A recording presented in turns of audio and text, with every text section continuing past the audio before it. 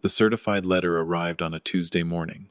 There were only 3 signatures at the bottom: Terence Tisdale, Charmaine Tisdale, Junie Tisdale. The 3 children I raised. The 3 people who carry my last name. The 3 people I never believed would turn their backs on me. Right beneath their names was an accusation summed up in just 2 words: financial abuse. 9 days later, the woman who had slept beside me for 25 years filed for divorce. And the man who convinced all 4 of them to turn against me was sitting in a rented condo in Baldwin County, Alabama. He was 67 years old, just 5 months away from a federal indictment. The hardest part is this: he didn't steal my family. I gave him the opportunity to do it. Today, I'm going to tell you the whole story, including the part where I was wrong, because I was wrong in more ways than I ever wanted to admit, and I'm not going to hide from any of it. But before we begin, if you're new here, hit subscribe, and let me know down in the comments where you're listening from and what time it is where you are. My name is Lamar Tisdale. I'm 61 years old, and I've lived in Chattanooga, Tennessee my whole life, mostly on the east side, off Brainerd. I've been in termite and pest control since I was 22 years old. Started my own in 1993 out of a hatchback with a bag of granular and a moisture meter I bought used off a man who was quitting. Now, people hear pest control and they think bug spray. What I actually did for 31 years was crawl under people's houses and find out what was eating them. Termites don't announce anything. That's the entire trade right there. A subterranean colony can work a sill plate for 6 or 7 years and the wall above it looks perfect. Paint's fine. Trim's fine. Nobody in that house knows a thing. And then one day somebody leans on a windowsill and their hand goes through it. The damage was there the whole time. It was there for years. All that happened on that particular day was that somebody finally put weight on it. I want you to hold on to that, because it is not a figure of speech I came up with afterward to sound wise. It is what I did for a living for 31 years, and it is the exact thing that happened to my family, and I did not see it in my own house. I met Otha Frame on a service call in June of 1999. I was 35. 1 truck, 1 pager. The call came in at 2 in the afternoon from a duplex off Rossville Boulevard. Tenant reporting activity in the bedroom wall. I got there at 3 and a woman opened the door holding a baby on her hip and 2 more kids behind her legs, and I stepped into a house that had a mud tube running up the inside of a closet wall about the width of my thumb. Subterraneans.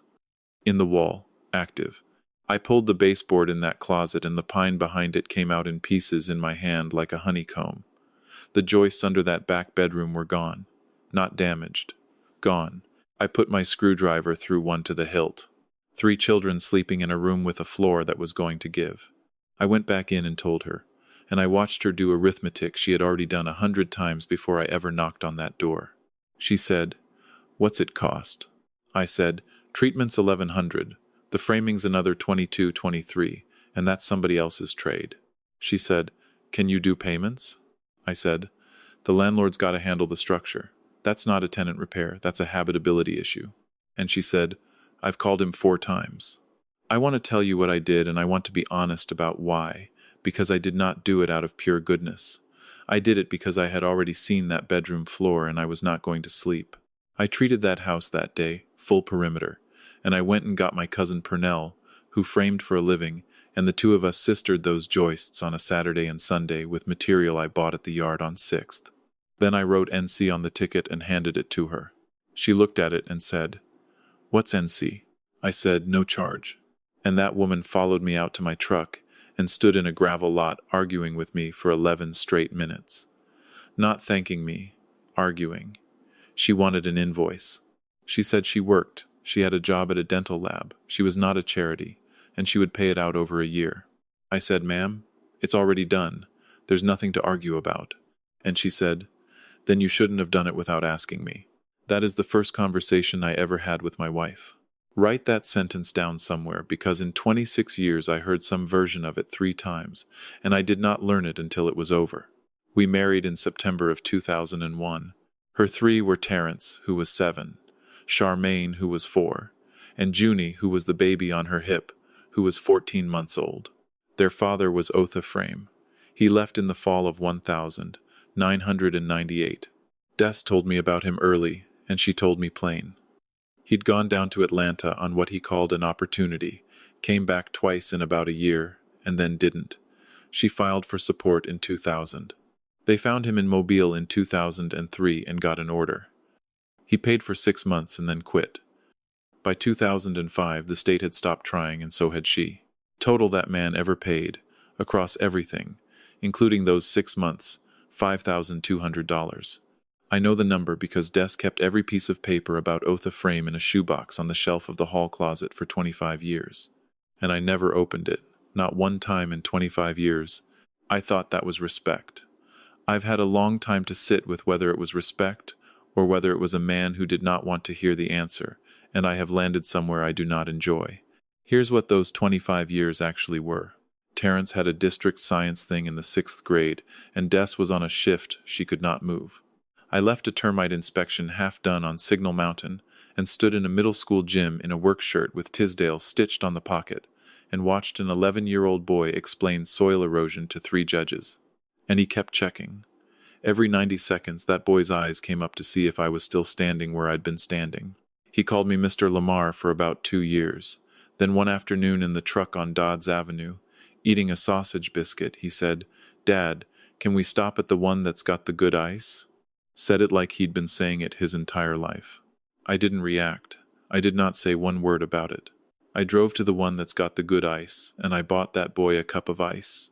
And I sat in my own carport for about 15 minutes that night before I went in the house. At 14, he was in the shop on Saturdays. At 17, he was under houses with me. There's a crawl space on Tunnel Boulevard I still think about.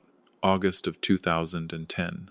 99 degrees outside and about 115 under there, on our bellies, 4 hours, sistering a beam for a woman named Ardelia Cobb, who could not pay us a dime. Terrence came out of there filthy and half sick and said, "How much she paying?" I said, "Nothing." He said, "Then why'd we do it?" I said, "Because she's 81, and it's August." He said, "That's dumb." I laughed, because he was 17. I told him, "One day it won't be." Charmaine Shar was 20 when I sat 4 hours in a dealership on Lee Highway and put my name and my credit on a used Corolla for her. She cried in that parking lot. She put it in a ditch on Hickson Pike 9 months later and called me before she called anybody else. At 27, I paid $3,000 to get her out of an apartment in East Ridge at midnight because a man had put his hands on her. And I have never told Des the whole of what I saw in that apartment. Not to this day. Junie went to nursing school in 2015. I paid every semester of it. I ran it through a fund at my own company and set it up so the paperwork never had my name anywhere on it, because I did not want that girl carrying it. She found out in 2023. That was its own fight, and it's not this story. And Des and I were good. I need to say that plainly, because what happened at the end does not reach back and erase what came before it, and I am not going to sit here and tell you 25 years were a lie because the last 10 months were. She worked in a dental lab for 22 years. We took those kids to Panama City every June in a van that had no business making that drive. She grew tomatoes in beds. I built her in 2012, and she gave away so many of them that people on our street started hiding when they saw her coming. She knew what I did for a living, and she never once in 25 years called it small. There was a stretch in 2011 when the work went flat. Housing was still on the floor, and I had 5 men and 2 of them had new babies, and in February I could not make payroll. I did not tell her. I moved $11,000 out of our personal account into the business account on a Thursday, and figured I'd put it back by summer. She found it in about 8 days, because that woman balanced a checkbook by hand her entire life. She did not raise her voice. She sat down across from me at our own table and she said, "Lamar, why did I have to find this?" I said, "I didn't want you worrying." And she said, "I'm not a customer, and I'm not one of the kids. I'm your wife. You do not get to protect me from my own life." She was 44 years old when she said that to me. 14 years later, I did the exact same thing at a scale of $2.6 million, and she said very nearly the same sentence, and I did not recognize it as the same sentence until about a year after she was gone. That is not irony. That is a man being told plainly, one time, and not learning it. And there's one more thing about my wife, and I'm putting it here on purpose, in the middle, because this is where I found out about it, not at the beginning. I told you about the shoebox in the hall closet. Support filings, the mobile order, the money orders, a photograph of Otha holding Terrence as a baby. There was one other thing in that box that I did not know about for 25 years. A birthday card. postmarked 2005. Addressed to Junie, care of the duplex, forwarded twice. Junie would have been about 7. Des never gave it to her. She opened it, read it, decided it was a man buying himself something cheap, and she put it in that box, and she never mentioned it to one living soul. 20 years. That woman carried that for 20 years, and I lived in the house, and I never opened the box, and I never asked. Now hold on to that, because when a man comes for your family, he does not build the weak spot. He finds it. In 2016, I did the thing this whole story eventually turns on. The company was doing well by then. 4 trucks, 7 men, the shop off Amnicola, no debt. I sat down with an attorney named Doreen Vickery, and I gifted each of my 3 children 8% of Tisdale termite and pest, real membership interest, notarized, on the books, filed with the state. Terrence was 28, Char was 25, Junie was 21. I kept 76%. And I told all 3 of them the reason on the same afternoon at my kitchen table. I said I did not want them waiting on a funeral to have something. I said I wanted them holding a piece of it while it was still growing. I said, now you're not getting handed something someday. Now you own something today. Terrence asked what it was worth. I said maybe $70,000 apiece at that time. He said, can I sell it? I said no. Operating agreement had a transfer restriction, no sale or assignment of membership interest without consent of the majority holder. Doreen put that language in every one of these she ever drew. Terrence said, so it's not really mine. I said, it's yours. You just can't sell it out from under the family. 9 years later, that one paragraph is the reason my children have anything at all. In November of 2024, an outfit called Cardinal Home Brands made an offer on my company. Cardinal is one of these private equity roll-ups that's been buying up pest and plumbing and heating companies all over the Southeast. If you're in the trades, you've gotten the letters. Everybody gets them.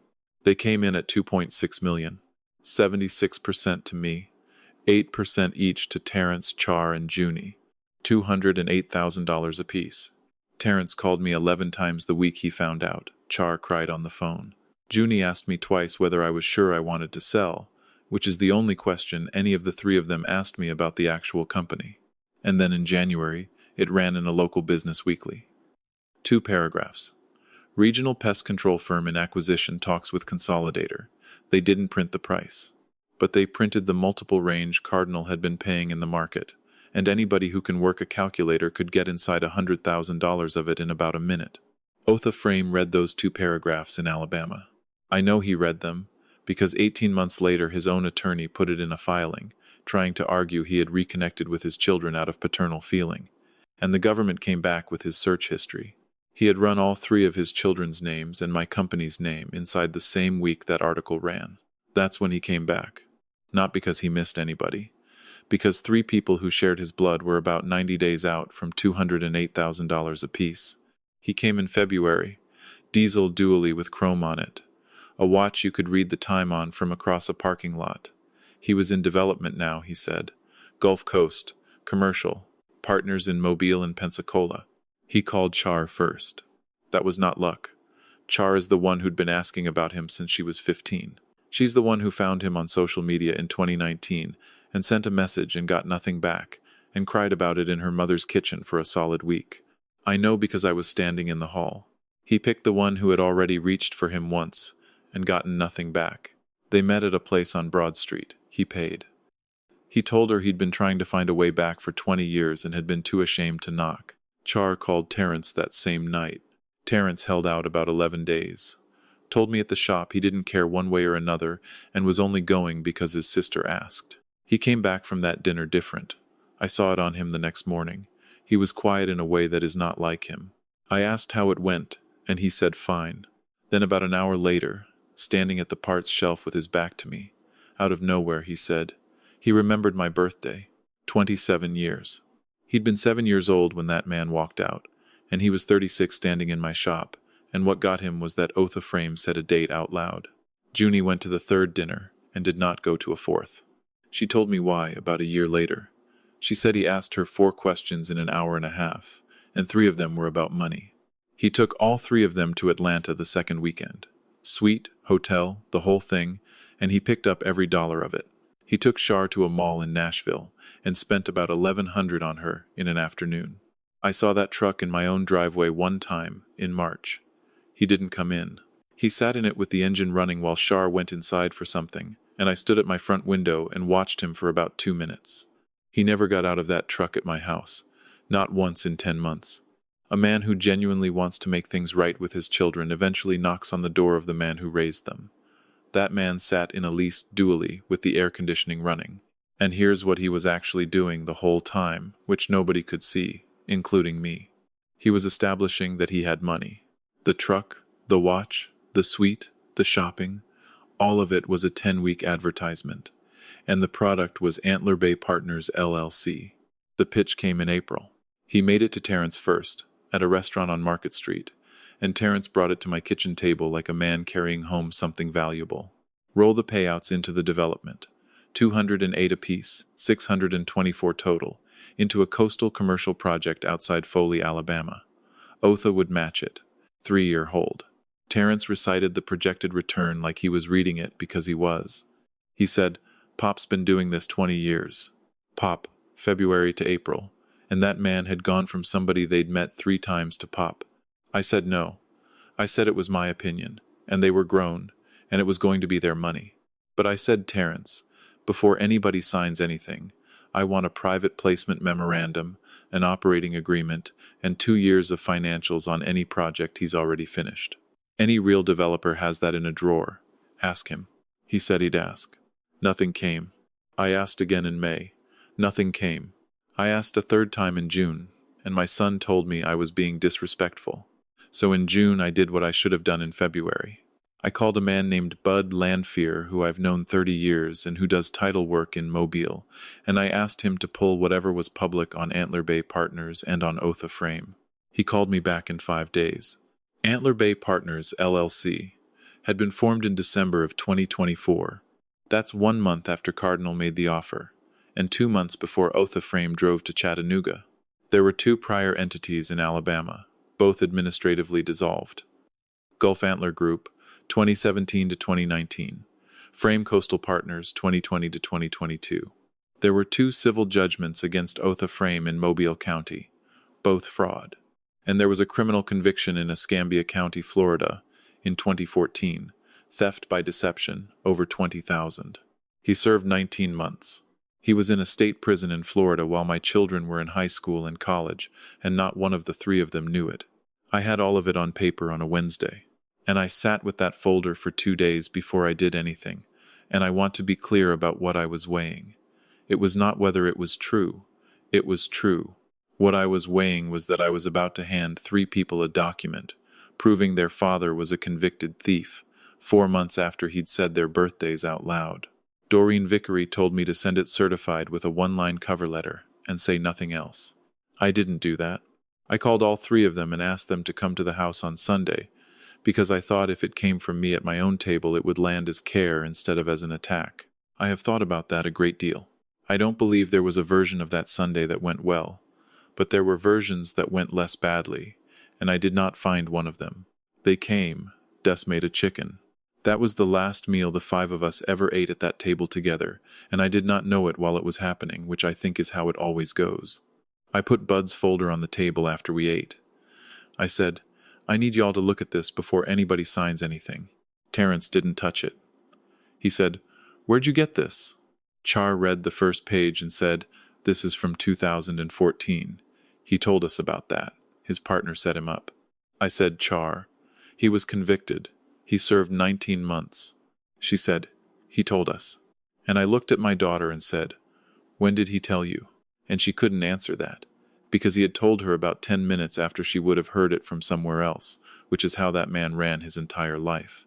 Junie was the only one who picked the whole folder up and read all of it. Every page. She didn't say one word the whole way through. Terrence said, "You've hated him since the day you met Mama." I said, "Son, I have been in a room with that man 3 times in 25 years. And then he said the thing that ended the evening. He said, "You've been our daddy for 25 years. And the first time he shows up with something you can't give us, you've got a file on him." And Des didn't say a word. She sat at her own table and let that stay in the air. And I looked at my wife, and my wife looked at her plate. I found out later that Otha had been calling her since March. Not romantically. He's not stupid. He worked her the only way she could be worked, which was guilt. He told her she had kept his children from him. He told her he'd gotten clean and gotten right, and had spent 20 years looking for a way back, and had been too ashamed. He told her that every year he had missed was a year she'd helped take from him. 9 or 10 phone calls between March and June. And here's the part I did not know about my own wife after 25 years. She had been carrying that exact accusation against herself since 2005, since a birthday card she opened, read, decided about, and put in a shoebox. She never once told me she felt guilty about Otha Frame, not in 25 years. And when the man himself finally said it out loud in her ear, it landed on something that was already there, and it had a place to go, and it took root in about 4 months. If you have ever had a thing in your family that everyone agreed not to talk about a person, a decision, a year, I want you to hear this part twice. That agreement is not peace. That is a soft spot in the framing. It is not going to hold weight when somebody finally leans on it, and the person who leans on it will not be somebody who loves you. It'll be whoever finds it first. I saw the first sign in April, and I read it completely wrong. We were in the kitchen. She had her back to me at the sink, and she said, "Do you think they missed having him?" I said, "No, they had a daddy." And she said, "That's not what I asked you." And I let it go. I got a beer and turned the game on. That was the moment. My wife opened a door in April, and I walked straight past it, because for 25 years the arrangement in that house was that we did not discuss Otha Frame, and I had gotten comfortable living inside a rule I had decided was protecting her. She asked me one real question in 25 years, and I answered it in 5 words. By May, she was taking calls in the carport. I noticed. I want to say that plainly. I noticed, and I did nothing, because a man does not accuse his wife of 25 years of something on the basis that she took a phone call standing up next to a chest freezer. She was not having an affair. I knew that then, and I know it now. It was never that. She was talking to a man who was reciting to her the exact sentences she'd been saying to herself since Junie was 7 years old. And she was doing it where I couldn't hear it, because some part of her already knew what it was doing to her. In July, Cardinal moved to closing, and in July I made the decision that cost me everything. It took me 9 days. I sat in my office at the shop after everybody had gone home, and I ran it both directions on a legal pad, which is how I have made every decision in 31 years of business. First column, what happens if I do nothing? $208,000 lands in 3 accounts on the same afternoon. A man with 2 fraud judgments and a felony conviction has been in their lives 5 months and has an investment vehicle that was formed 1 month before he arrived. I wrote a number at the bottom of that column, and the number was 0 because I did not believe $1 of it would exist in 18 months. Second column, what happens if I hold it back? 4 annual installments, $52,000 a year. Otha Frame is 66 years old, and men like that do not stay in one city 4 years, because the whole thing depends on moving before the last set of people works it out. I wrote at the bottom of that column, he'll be gone by year 2. That was the entire calculation, and it turned out to be correct in every single particular. What was not on either column was a line for what it would do to 3 people to find out from a document. I did not write that down because it did not occur to me to write it down. That is the whole failure, and it is mine. I called Doreen and restructured the deal. Original structure was a lump sum at close. Every member gets their percentage in cash the day it funds. What I did was convert the 3 minority members' proceeds into a 4-year earnout, held in escrow and released in annual installments tied to post-acquisition performance benchmarks. Cardinal was delighted. Buyers love an earnout. Costs them nothing, and it keeps the seller's people invested. I had the authority to do it because I held 76%, and because of one paragraph Doreen wrote in 2016, and I did it for one reason. If $624,000 hit 3 accounts on the same afternoon, 90 days after that man showed up asking for it, it would have been gone by Christmas. An earnout meant there was nothing to hand him, not because anybody said no, because the money physically did not exist yet. I told myself I was buying time. I told myself that in 4 years they'd be older and he'd be gone and they'd have every dollar of it. I did not tell them beforehand. That's the part I got wrong. It's the only part. And it was enough. I should have sat all 3 of them down and said, "Here is what I'm about to do, and here is exactly why." They would have screamed at me. It wouldn't have mattered. They would have had the reason from me, first, in my own voice. Instead, they found out from a closing document. Terrence called me at 7:40 on a Wednesday morning in August. He didn't say hello. He said, "You put our money in escrow." I said, "Let me explain how an earnout works." He said, "I know what an earnout is. You put our money somewhere we can't reach it for 4 years, and you didn't tell us." I said, "I did it because that man is going to take it." And there was a pause on that line that I have gone back over probably 400 times, because somewhere inside it I think my son almost got there. Then he said, "No, you did it because you couldn't stand that we had something you didn't hand us." Char called 40 minutes later. She wasn't angry the way her brother was angry. She was crying. And she kept saying the same sentence over and over. "You didn't even ask us." She was right. I didn't. And standing in my own kitchen, instead of saying, "Times, you're right, I should have asked you, and I'm sorry, Times," which was the only true sentence available to me that morning, I said, "Char, when you've got all the facts, you'll understand." To a 33-year-old woman. There is no version of my life where I say that sentence, and then get to act surprised about what showed up certified 9 days later. The letter came September 2nd. It was drafted by a lawyer in Hamilton County that I later learned Otha Frame recommended, and Otha Frame paid the retainer on. It demanded my removal as managing member. It alleged I'd exercised majority control in bad faith, that I'd converted their membership interest to their detriment, and that there was, and this is the exact phrase, times a long-standing pattern of financial control over the family. That phrase came out of Otha Frame's mouth into my wife's ear in March, and it was in a lawyer's letter in September. 6 months. 3 signatures. Terence Tisdale. Charmaine Tisdale. Junie Tisdale. Junie signed it, the one I put through nursing school. I'll tell you exactly what I did when I read it, and the answer is nothing. I read it twice at my kitchen table, put it back in the envelope, set it on the counter, and went to work. They had no case. Doreen told me that in about 10 minutes on the phone. The 2016 operating agreement gave the majority holder that authority, and all 3 of them had signed it, and no court was going to unwind a closing structure because minority members didn't care for the timing of their distributions. They never filed anything. The letter was the whole event. But the letter was never for a judge. The letter was for Des. She filed on September 11th. 25 years. She sat at that same table and told me she had spent her entire life being managed by men, and had not seen it in me because I was gentle about it. She said, "You made a $2.5 million decision about my children, and I found out from Terrence." That was true. She said, "You've always decided what everybody gets and when they get it. The car, the apartment, the tuition. You never asked. You decided, and then everybody was supposed to be grateful." I said, "Des, I have never once asked one of you to be grateful for anything." And she said, "You didn't have to ask."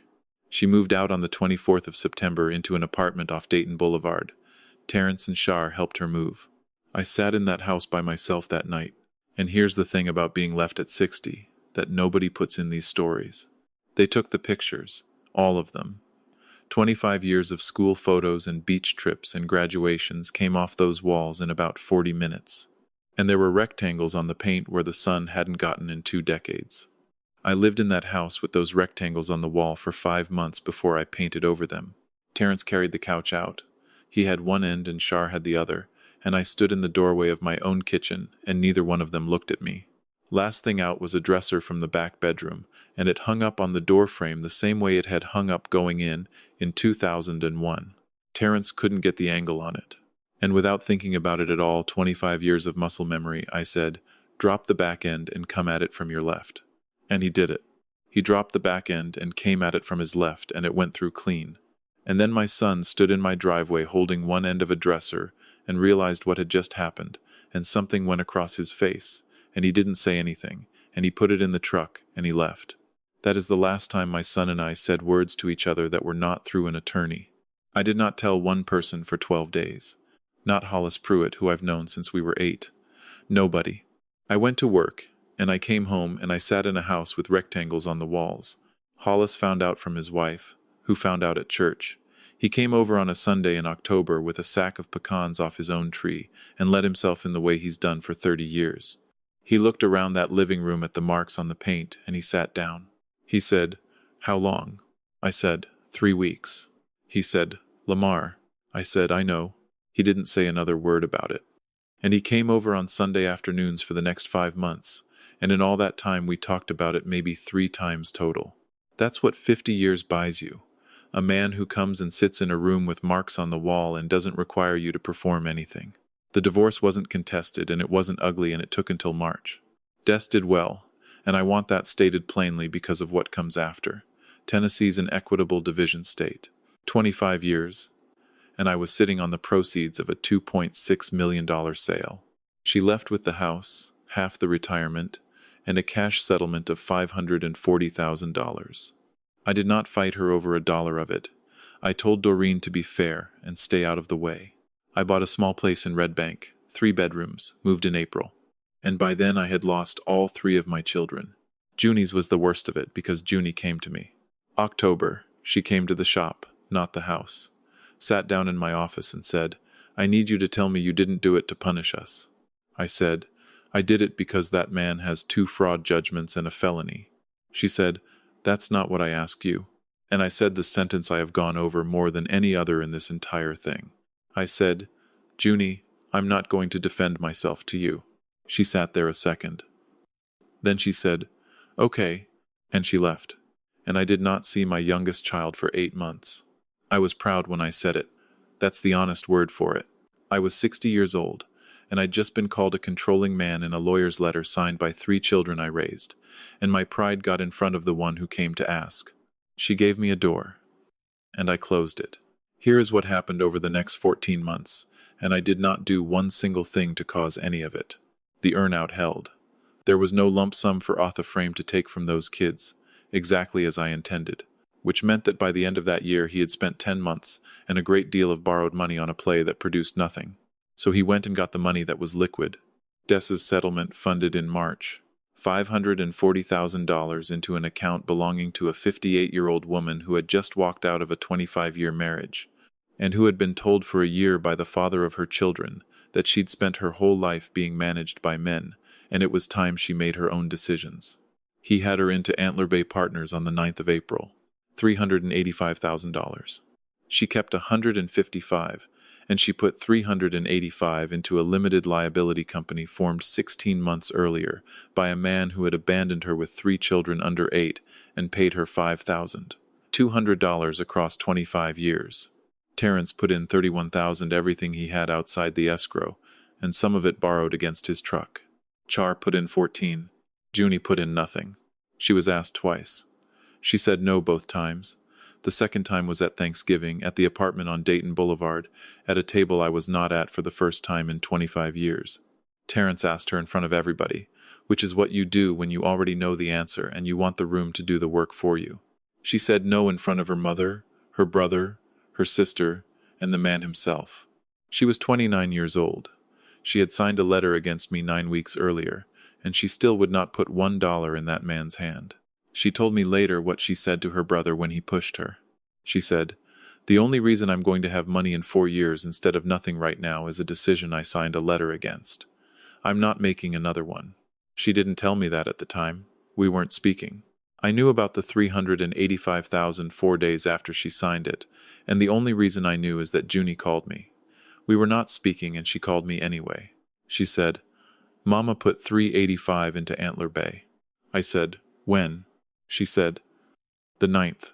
And then she said, Daddy, is there anything you can do? And I sat in a rented kitchen in Red Bank with the phone in my hand and told my daughter the truth, which was no. Des was a divorced 58-year-old woman with her own settlement in her own account. Every dollar was legally hers to do whatever she wanted with. There is no mechanism on this earth by which an ex-husband walks into a bank and stops that. I called Doreen anyway, because I am not built to sit still. She was gentle about it, and she told me what I already knew. She said, Lamar, there's nothing. She's an adult with her own money, and she took advice from nobody, which is her right. I asked whether I could report him. She said, report what? He hasn't been charged with anything. You'd be a bitter ex-husband calling a regulator about his ex-wife's investment. Then she said, it'll come. Men like this don't stop. It'll come, and it won't be you that brings it. She was right. It took 15 months, and by the time it came, the money was gone. It came apart in the spring, and it came apart the way these always do, which is that somebody else's investor got impatient. A man in Baldwin County who'd put in $180,000 in 2023 asked for an accounting and didn't get one, and filed a complaint with the Alabama Securities Commission. And once a regulator opens a file on a man with 2 prior fraud judgments and a conviction, the federal side follows fast. Antler Bay Partners had raised $2.4 million from 14 people. It owned a purchase option on a parcel outside Foley that had expired in 2023, unrenewed. There was no development. There was no partner. There had never been a project of any kind in any of the 3 entities, going back to 2017. Of the money that came in, about $600,000 had gone back out to earlier investors, which is what makes it the specific thing that it is.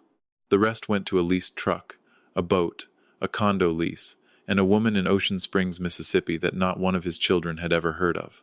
Otha Frame was indicted on wire fraud and securities fraud. He went to trial, because that man has never once in his life believed he couldn't talk his way out of a room. He testified for 2 hours and 19 minutes. I was there for it. I drove down to Mobile and sat in the back of that courtroom on a Tuesday and a Wednesday, and I don't have a clean explanation for why, except that I had spent a year being called a liar about that man, and I wanted to watch him be one on a record. I want to slow all the way down here, because this is the longest 2 days of my life, and it is the only part of this whole story where I got to sit still and watch it happen, instead of causing it. The courtroom was maybe a third full. Federal courtrooms are colder than you expect and quieter than you expect. There's a hum off the lights. He was good for about 40 minutes. I'll give him that. He is charming and juries are people, and for 40 minutes he was a hard-working man who'd gotten out over his skis on a project in a bad market. He had his hands folded. He said sir and ma'am. He looked at the jury when he answered, which is a thing people coach you to do and which he did not need coaching on. Then the prosecutor put the purchase option up on the screen. She was maybe 35 and she went at it very slow, which is the correct way. She asked him when the option expired. He said he'd have to check. She said it expired in October of 2023, and she left it up there. She asked him when Otha Frame's $385,000 came in. He said he'd have to check. She said April of this past year, 18 months after the option on the only piece of land in the entire enterprise had lapsed. And she left that up there too.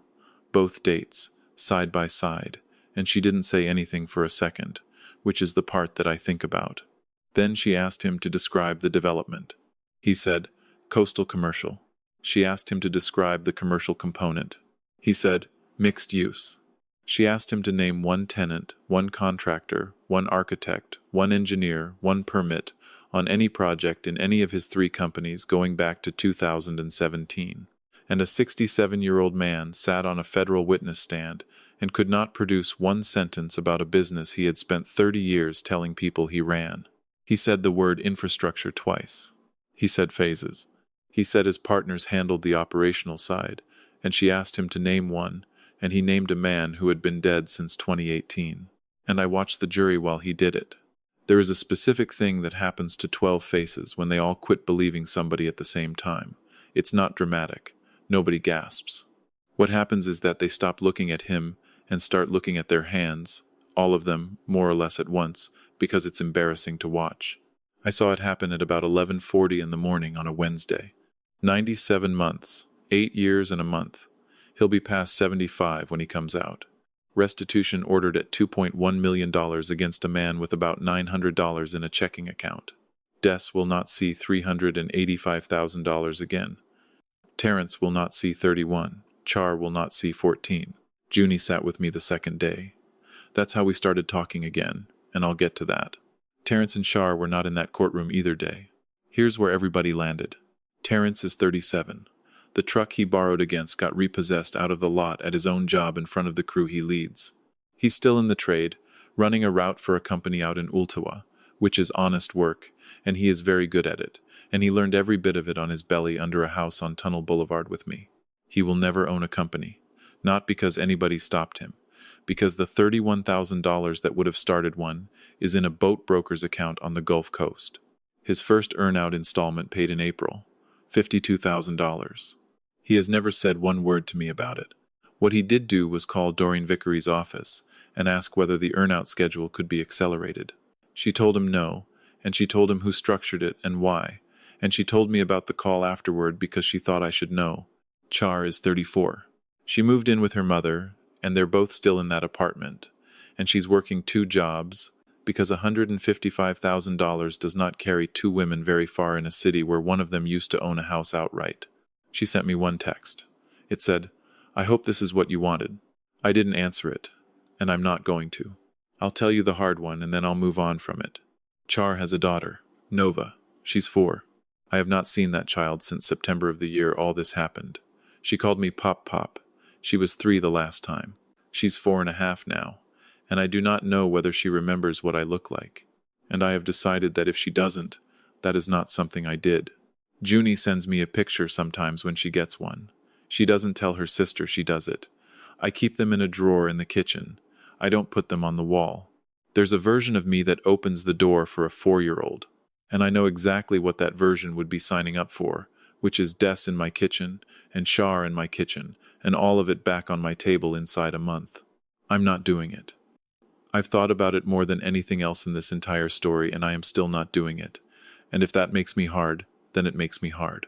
There's one part of that year I got entirely right, and it's worth a minute. 7 men worked for me. 3 had been with me over 15 years. When a consolidator buys a company like mine, the thing that usually happens inside 18 months is that half the crew is gone, because the whole model is running the same revenue with fewer people. I would not sign without written employment guarantees for all 7, with terms and a duration. That negotiation took 6 weeks, and it cost me about $80,000 off the purchase price. I have never told any of those 7 men what that clause cost, and I'm not going to. Dontrell Amos came to me at 19, half-raised and all the way angry, and I nearly didn't hire him. He runs 3 markets for Cardinal now. He called me the week after Des left. He didn't ask one question about it. He said, "Mr. T, I'm coming by Saturday to look at that soffit."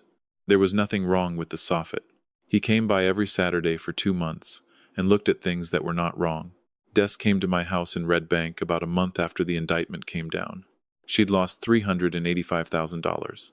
She'd sold the house in June because she could not carry it on $155,000 and a dental lab salary. She came at 7 in the evening on a Thursday, and I saw her through the glass. She'd been crying before she got there. She stood on my step and said my name twice. She said, "Lamar, I made a mistake." She said, Junie explained the earnout to me. "I know what you were doing now." She said, 25 years. And then she said the thing that decided it, and I don't believe she knew she was doing it.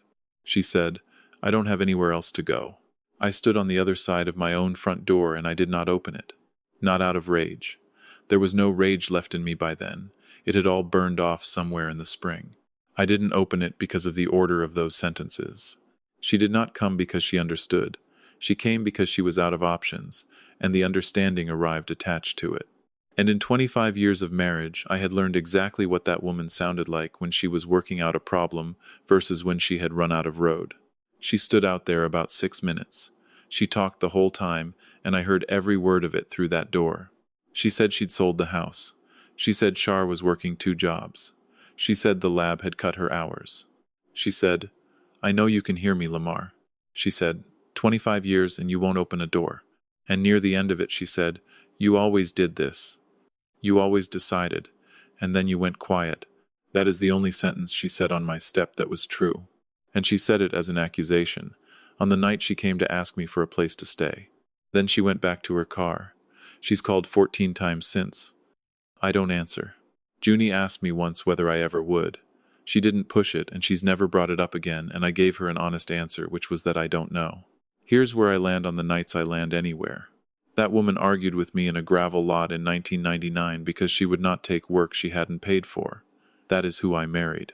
Whoever came to my door had spent a year being told by Otha Frame that everything good in her life had been done times to times her, and she believed it, and she is going to be believing it for a while yet.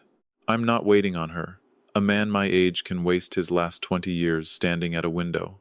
But I did not marry a foolish woman, and I did not spend 25 years with a cruel one, and I'm not going to pretend I did just to make this story come out cleaner than it is. Junie came back in the spring, before the trial, and she came back the hard way. She didn't call, and she didn't text. She drove to the shop on a Saturday morning and stood in the doorway of my office and said, "I was wrong and I signed it, and I'm not going to explain why."